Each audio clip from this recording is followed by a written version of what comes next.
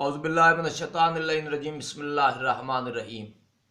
تمام تعریفیں اس ذات باصفات کی بارگاہ میں کہ جو ہر لحاظ سے لائق حمد و ثنا ذات ہے، اور درود و سلام اللہ رب العزت کے ان برگزیدہ بندوں پر کہ جن کے طفیل انسان کو اللہ رب العزت کی طرف سے حق کی ہدایت نصیب ہوئی۔ سب سے پہلے تمام سامعین کو میری طرف سے السلام علیکم۔ میں ہوں ساگر نقوی اور آپ دیکھ رہے ہیں میرا یوٹیوب چینل۔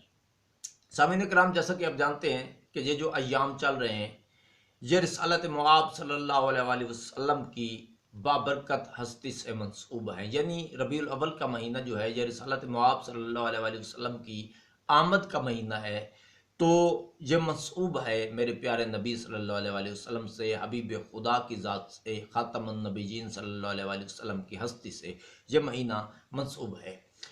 تو اس مہینہ میں رسالت مآب صلی اللہ علیہ وآلہ وسلم کی عظمت کے باب میں، یعنی اپنے طور پہ رسالت مآب صلی اللہ علیہ وآلہ وسلم کی عظمت کے باب میں کچھ لٹریچر ہے جو یوٹیوب پہ شیئر کیا جا رہا ہے مختلف چینلز کی طرف سے۔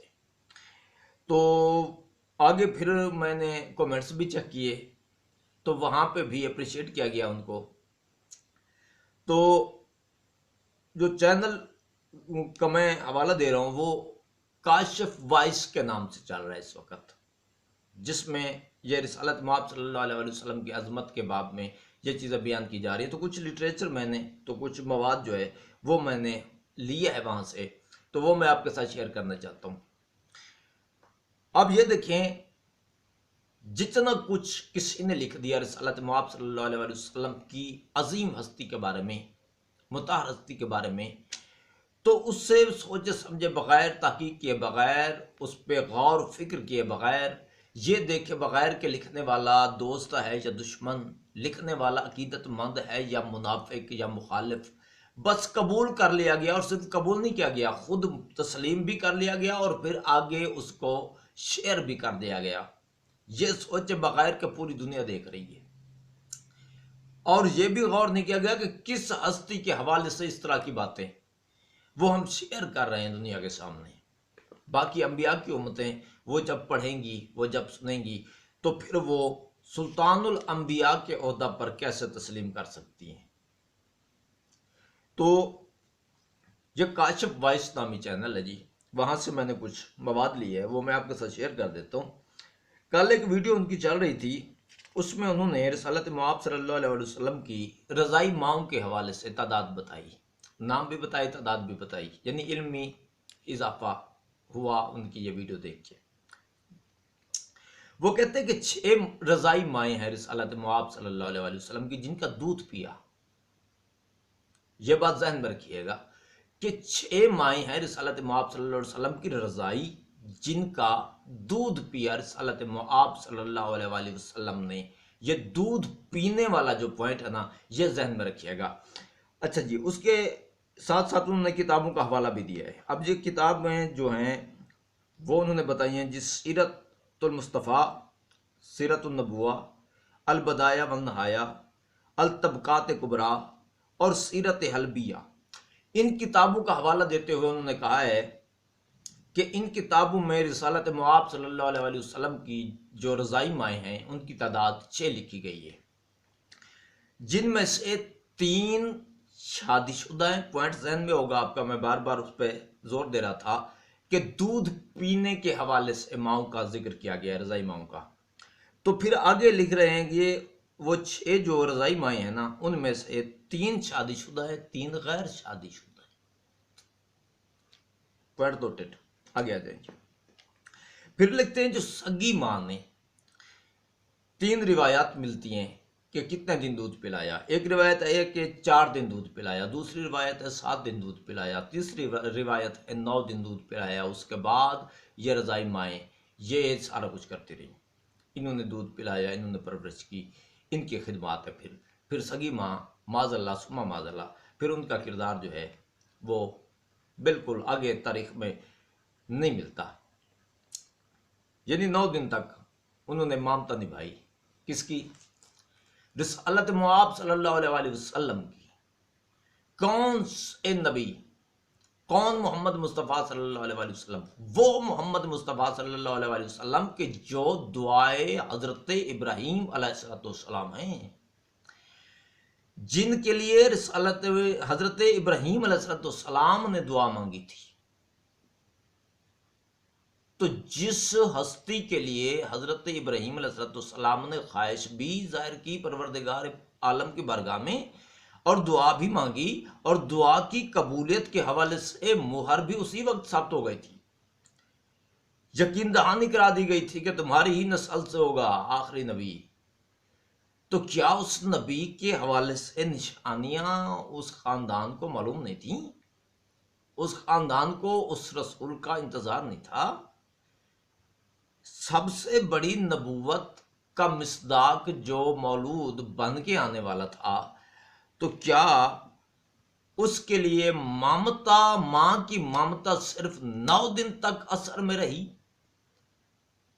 یار کچھ غور کیا کرے۔ پھر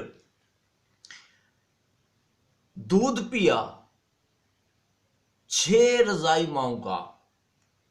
آگے چلیں، میں آپ کو نام بتا کے تو پھر اس پہ تھوڑی روشنی ڈال دیتا ہوں۔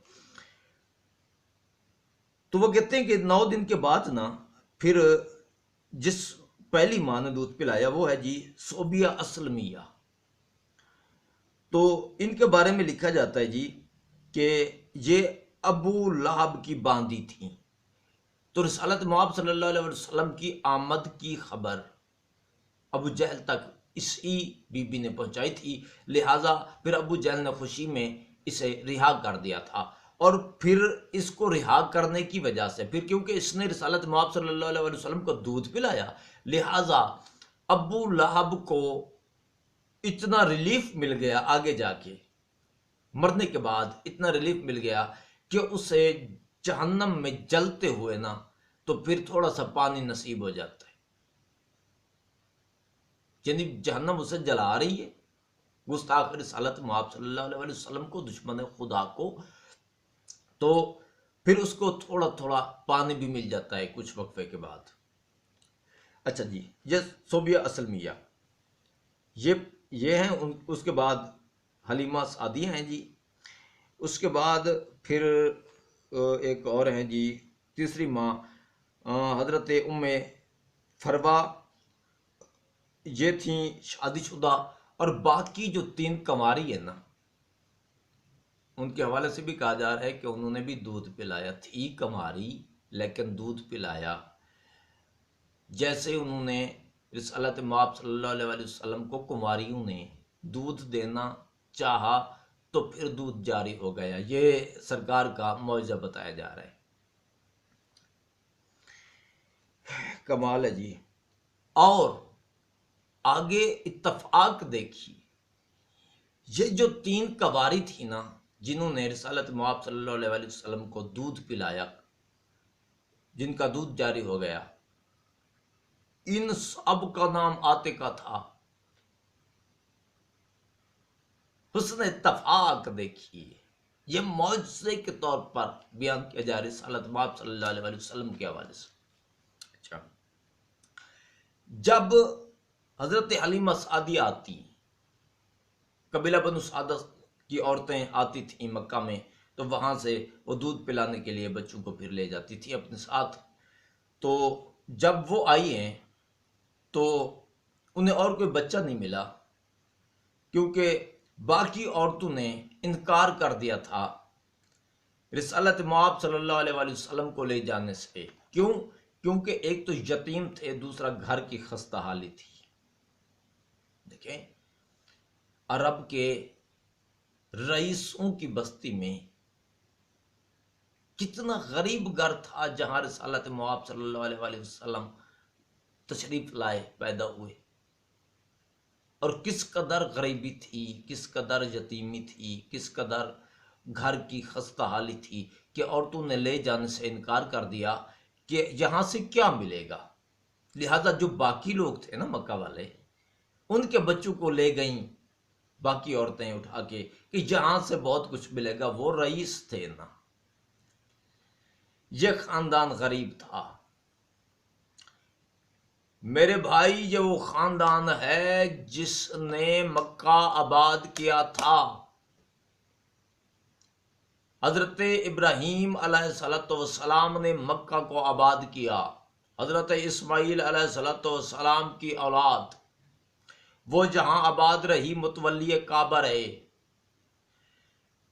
وہی سلسلہ چلتا رہا۔ رسالت مواب صلی اللہ علیہ وآلہ وسلم دعائے ابراہیم علیہ السلام ہیں، یعنی نسل ابراہیم علیہ السلام میں سے ہیں۔ کعبہ کے متولی، پوری دنیا سے لوگ جب کعبہ آتے تھے نا، تو جو متولی خاندان تھا وہ یہ تھا، ان کے پاس آ کے تمام تر کعبہ سے عقیدت رکھنے والے، ٹھیک ہے اس وقت بت تھے کعبہ میں، لیکن کیونکہ کعبہ اللہ کا گھر تھا، لہذا یہ خاندان کعبہ کا محافظ تھا۔ تو جتنے کعبہ کے لیے آتے تھے تو وہ سارے انہی کے مہمان ہوتے تھے، سالانہ بیس پہ، یعنی بڑے پیمانے، جس طرح ابھی حج ہوتا ہے تو اس ٹائم میں بڑے بڑے اجتماعات ہوتے تھے، تو ان سب کا اہتمام، انتظام، ان کی رہائش، ان کا کھانا، ان کا پینا، سارا کچھ یہی خاندان کرتا تھا۔ جب قحط پڑا نا، پورا عرب بھوک مرنے پہ آ گیا، اس وقت مکہ والوں کے فاقے کس نے توڑے؟ حضرت ہاشم علیہ السلام نے۔ نام امرو ہے، امرو، حضرت ہاشم علیہ السلام کا، یہاں سے یہ جن سے منسوب ہیں جی بنو ہاشم۔ تو یہ ہاشم کیوں ہیں؟ جب قحط پڑ گیا نا، مکہ والوں کی آنکھیں نکل آئیں بھوک سے، بچے بلکنے لگے، بڑے، عورتیں، یعنی بھوک نے جب ان کی جان لینا چاہیے نا، تو تب جس بھاگے اور پہنچے اس وقت اسی خاندان کے دروازہ پر۔ تو حضرت ہاشم علیہ السلام بہت بڑے تاجر تھے، جب وہ گھر آتے ہیں نا تو انہیں ان کی اہلیہ نے بتایا کہ فاقہ سے مارے ہوئے لوگ وہ آئے تھے ہمارے دروازے پہ امید لے کے۔ تو حضرت ہاشم علیہ السلام نے پھر اونٹ ذبح کرائے، ان کا شوربہ بنوایا، اس میں پھر روٹیاں پکوا کے تو ان کو چورا کر کے تو اس شوربے میں ڈال کے، شوربے میں تو وہ تقسیم کیا، تو عرب والوں کی بھوک ختم ہوئی۔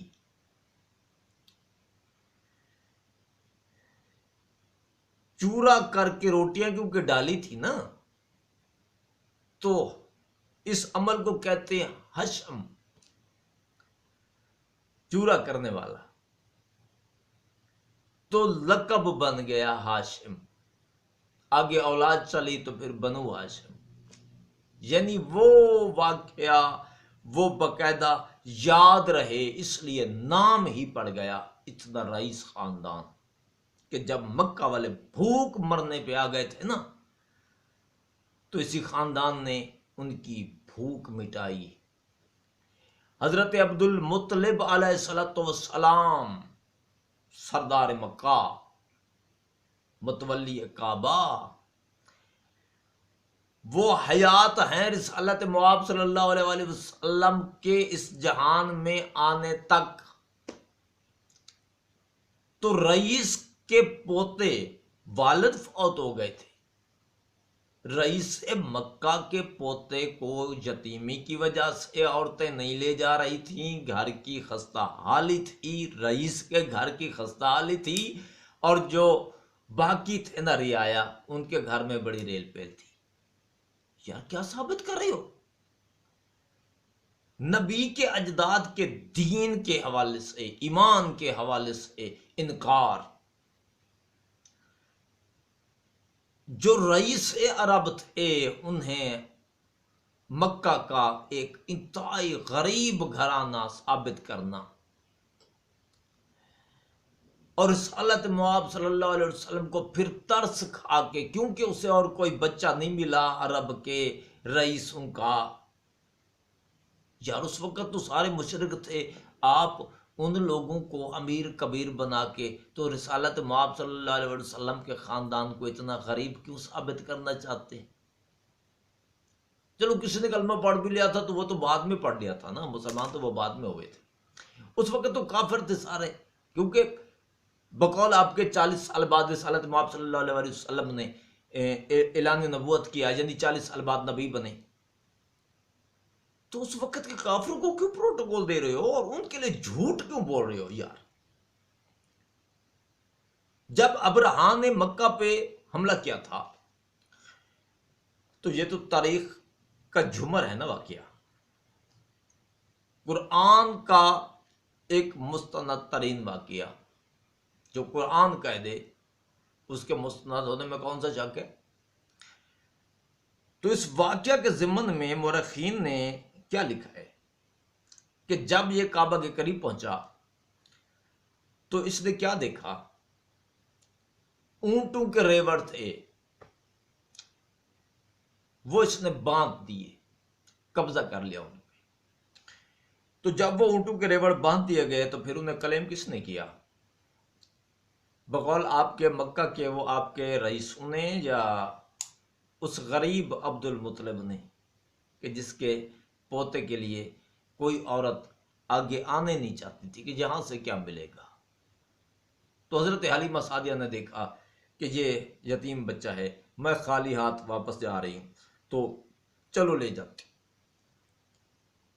تو پھر وہ لے گئی۔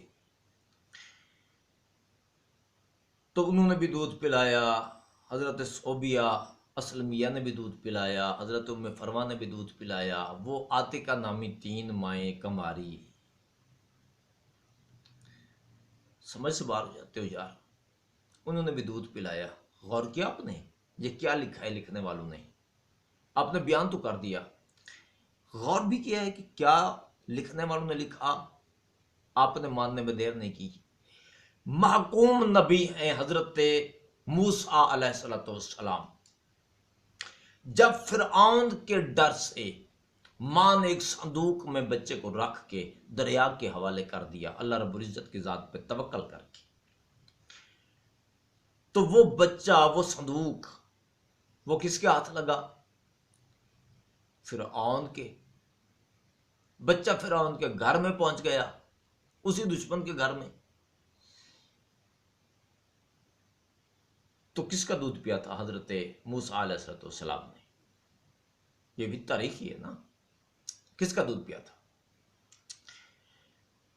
کتنی کافرہ عورتیں آئی تھیں اللہ کے نبی کو دودھ پلانے کے لیے۔ اگر نبی کافرہ عورتوں کا دودھ پی لیتا ہے تو ماں کیوں آئی تھی فرعون کے محل میں بچے کو دودھ پلانے؟ کیا مجبوری بن گئی تھی؟ جتنی کافرہ عورتیں آئی تھی، کسی کا دودھ اللہ کے نبی نے قبول نہیں کیا تھا۔ کیوں؟ اللہ رب العزت کے نبی تھے، مطہرستی تھے، کافرہ عورت کا دودھ نبی نہیں پیتا۔ تو محکوم نبی کافرہ عورتوں کا دودھ نہ پیے، سلطان نبی 6 کا پی لے۔ کماریوں کا بھی دودھ رسالت مآب صلی اللہ علیہ وسلم کو پلا دیا۔ کیا چیز ہو یار، کہاں سے آتے ہو، کہاں سے لٹریچر لیتے ہو، کن کی مان رہے ہو پتہ نہیں۔ اچھا، آج ایک اور ویڈیو تھی، اس سے بھی کافی علمی اضافہ ہوا۔ اس میں یہ تھا کہ جب حضرت حلیمہ سعدیہ اور بنو سعدہ کی عورتیں وہ آئیں مکہ دودھ پینے والے شیرخوار بچوں کو لینے، تو اس وقت ان کا جو علاقہ تھا نا، وہاں قحط سالی تھی، وہاں کچھ نہیں تھا، ان کے جانوروں کا دودھ خشک ہو گیا تھا، عورتوں کا دودھ خشک ہو گیا تھا، لیکن وہ آ گئی تھی بچہ لینے۔ یار جہاں خشک سالی ہو، جہاں قحط سالی ہو، وہاں انسان کی اپنی ضرورتیں پوری نہیں ہوتی، انسان ہجرت کر جاتے ہیں۔ وہ شیر خارو کو لینے آ گئی تھی وہاں پہ، اور پھر لے بھی گئیں، مکہ جیسی آباد بستی میں، آباد شہر میں، رئیس لوگوں کے گھروں سے بقول آپ کے وہ بچے لے کے قحط سالی کے علاقہ میں لے گئی. کیا کہہ رہے ہو یار؟ بولنے سے پہلے غور تو کر لیا کرو کہ کیا کہہ رہے ہو. اور ان رئیسوں نے بھی بچے دے دیے اپنے امیر گھرانوں سے، بچے نکال کے، چیرخوار بچے. تو وہ قحط سالی کے علاقہ میں قحط زدہ عورتوں کو دے دیے کہ لے جاؤ. اور وہ قحط زدہ عورتیں وہ اس یتیم بچے کو بھی لے گئیں جس کے گھر کا کوئی حال نہیں تھا، جس کی یتیمی سے باقی عورتیں ڈر گئیں تو حضرت حلیمہ سعدیہ پھر وہ لے گئی تھی. یار بات یہ ہے، میری کسی سے کوئی مخالفت نہیں، لیکن رسالت مآب صلی اللہ علیہ وسلم جیسی ہستی کی عظمت کے حوالے سے بھی کمپرومائز نہیں کیا جا سکتا. جب اس طرح کی بات آتی ہے نا، یقین کریں بڑا عجیب لگتا ہے، پھر مجھے بولنا پڑتا ہے، یہ میری مجبوری ہے. پھر حلیمہ سعدیہ انہوں نے اس بچے کو لیا، وہ لے کے چلی گئیں، تو وہاں ان کے ہاں پھر معجزات ہونے لگے. اس میں کون سا شک ہے یار؟ نبی صلی اللہ علیہ وسلم کی ذات مبارکہ ایک معجزہ ہے، زندگی کا ایک پال معجزہ ہے. تو وہ لے گئی، وہاں اس نے پرورش شروع کی، تو بڑی فساد کے ساتھ نبی صلی اللہ علیہ وسلم نے عربی بولنا شروع کر دی. تو اور بہت جلدی بڑے ہونے لگے. تو 10 ماہ کی عمر میں تو وہ ایک میلہ میں گئے، اور وہاں ایک یہودی تھا راہب، اس نے اس بچے کو پکڑ لیا اور اٹھا کے بھاگ گیا اور پھر قتل کرنا چاہا. کیوں؟ وہ پہچان گیا تھا کہ یہ وہی ہے جو آخر رسول ہونے والا ہے. ڈوب کے مر جاؤ یار. یہودی راہب پہچان رہا ہے، گھر والے ایک عورت کو اٹھا کے دے رہے ہیں جنہیں انتظار تھا اس ہستی کے آنے کا، وہ اٹھا کے دے رہے ہیں. ماں بھی دے رہی ہے، لے جاؤ. دادا بھی دے رہے ہیں، لے جاؤ. باقی بزرگ اجداد، چاچے، مامے، وہ سارے دے رہے ہیں، لے جاؤ. یہودی نے پہچان لیا کہ یہ اللہ کا رسول ہونے والا ہے، خاندان کو پتہ ہی کوئی نہیں. کیا ثابت کرنا چاہ رہے ہو؟ نبی کے اجداد کے حوالے سے کیا ثابت کرنا چاہ رہے ہو؟ یہودیوں کو سیانت ثابت کرنے کی کوشش کر رہے ہو نبی کے اجداد سے.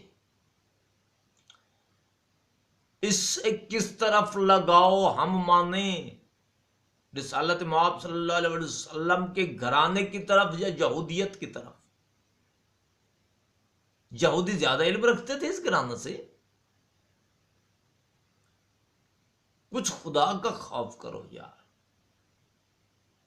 جو منہ میں آتا ہے، جو جہاں سے پڑھ لیتے ہو بغیر تحقیق کیے فوراً سے وہ ادا، اور یہ بھی نہیں سوچتے کس ہستی کے لیے بیان کر رہے ہیں. نبی کو نبی تو مان لیا، عقیدت کتنی ہے خود سے پوچھنا. لا الہ الا اللہ محمد رسول اللہ پڑھ کے مسلمان ہو گئے. آگے نبی کی ماننے کے حوالے سے ذرا غور کریں، کتنی مانی. رسالت مآب صلی اللہ علیہ وسلم نے کردار کو اچھا بنانے کے حوالے سے جو فرمایا عمل ہے. دین پہ عمل کرنے کے حوالے سے جتنا حکم دیا عمل ہے. جن چیزوں کو حرام قرار دیا ان سے دوری ہے، جن جن صفات کو اپنانے کے حوالے سے حکم دیا ان کو اپنا رہے ہو، جن ہستیوں سے محبت کرنے کا حکم دیا ان سے کر رہے ہو، جن سے نفرت کرنے کا حکم دیا ان سے کر رہے ہو۔ اکیلے بیٹھ کے خود سے پوچھنا، اگر ہاں کی صدا آئے تو پھر غور کرنا کہ جو نبی صلی اللہ علیہ وآلہ وسلم کی محبت کے محور و مرکز ہستیاں تھیں ان سے وفا کتنی ہے، ان سے عقیدت کتنی ہے، ان سے محبت کتنی ہے، اور جن سے رسالت معاب صلی اللہ علیہ وآلہ وسلم کو نفرت تھی ان سے نفرت کتنی ہے، نفرت ہے یا محبت ہے۔ تو یہ جو کچھ بیان ہو رہا ہے یہ رسالت معاب صلی اللہ علیہ وسلم کی عظمت بیان نہیں ہو رہی، توہین کے زمرے میں جا رہے یہ سارا کچھ، اور یہی سے مواد لے کے تو جو غیر مسلم قوتیں ہیں، جو اسلام دشمن قوتیں ہیں، پھر وہ توہین رسالت معاب صلی اللہ علیہ وآلہ وسلم کرتی ہیں۔ لکھنے والے نے لکھ دیا شادیاں کی تھیں اتنی، شادیوں پہ شادیاں، شادیوں پہ شادیاں۔ جواب کیا آیا؟ رنگیرا رسول، ڈوب کے مر جانا چاہیے۔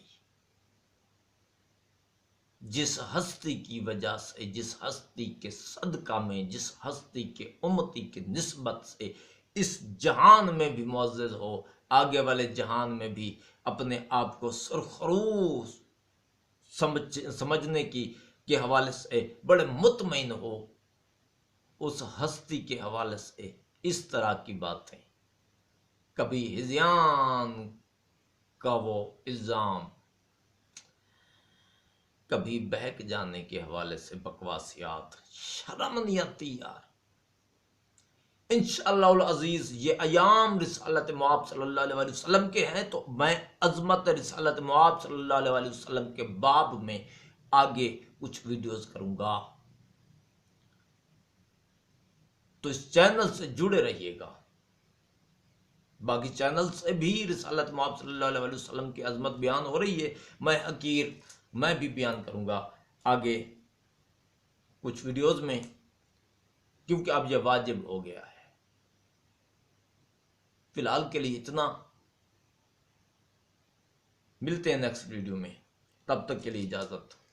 رسالت معاب صلی اللہ علیہ وآلہ وسلم کے صدقہ میں، پاک مہینے کی عظمت کے صدقہ میں آباد و شاد رہیں، ہر دشمن کے شر سے محفوظ رہیں، میرا وطن سلامت رہے، میری قوم سلامت رہے۔ پاک آرمی زندہ باد، پاکستان پائندہ باد۔ اللہ حافظ۔